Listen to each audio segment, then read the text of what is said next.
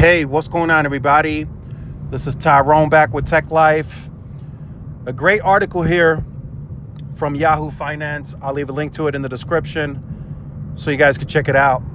So T-Mobile wins landmark connectivity deal with the city of New York, enhancing public safety and affordability. So now that T-Mobile got their foot in the door, I just think it's going to be like a domino effect. They're going to get a lot of contracts now with New York City, because now it's word of mouth. This agency is like, hey, we had a great testing. We had a great time testing T-Mobile. The network is great. It works for our needs. And then that kind of just, like I said, it's a domino effect. And now everything else is just going to fall in line for T-Mobile in regards to New York City. I still think it's a tall task for T-Mobile. I think they can do it, but they have a lot of work left to do. And I'll leave it at that. I was privy to certain information that I won't share on this video, but they have a lot of work to do. I'll just say that T-Mobile has a lot of work left to do, and I think you guys understand that very well, because we're not just talking about the network connectivity.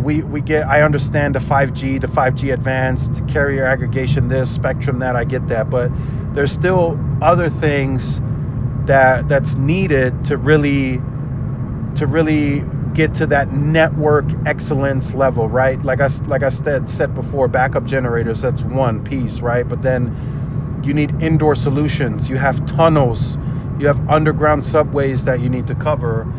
And like I said, I've seen certain things where T-Mobile lacks coverage, where there's literally no service, right? And I'm sure you guys have seen it too. I've had people comment and tell me, hey, in Brooklyn, in the battery tunnels, as an example, T-Mobile has no service in either tube, right? I've heard that, and there's plenty of other scenarios like that around the city, where it's an indoor solution situation, and T-Mobile is going to have to invest. So they're pretty much playing a cat and mouse game here. You know, they're getting the contract for a specific purpose, right? Can you save us money? Yes, we can. Boom, here's the contract, right? Not saying anything bad about the network. They clearly tested the network, but there was a bigger overall meaning why T-Mobile is getting these contracts, right?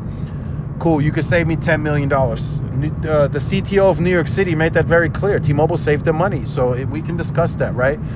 So now, T-Mobile got the contract. Now, after the fact, T-Mobile will have to continue to invest to fill in all those areas and coverage gaps that may exist. So, in my view, right, if I'm an agency, like especially New York City first responders, I make sure that everything is covered, right? Even for me, being a wireless enthusiast, right? A consumer making these videos, you guys testing the networks, you probably wouldn't give T-Mobile a shot, because you know, especially for your area that you're testing in, you know T-Mobile has gaps. But, you know, there are some people that are with T-Mobile to save money. And that's fine, even though nowadays with the newer plans and stuff, it's really not that much savings anymore.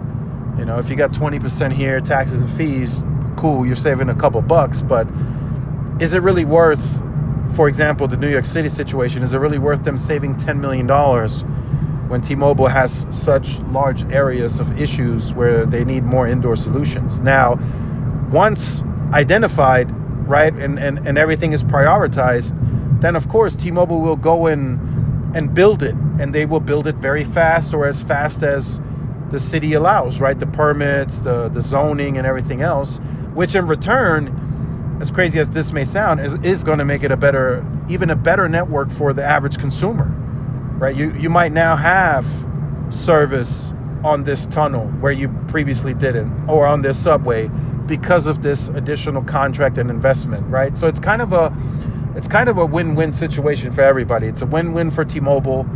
They even though they charged less, they weren't getting anything prior anyway, right? So this is like new money to T-Mobile, but yet at the same token, you guys, the consumer, should be getting a better experience on the network because T-Mobile has to invest to fix those indoor solutions or issues and put solutions and fill in the subways and the tunnels and the big buildings, right? They have to do that, and so it's kind of a win-win for everybody. But T-Mobile needs to get more of these.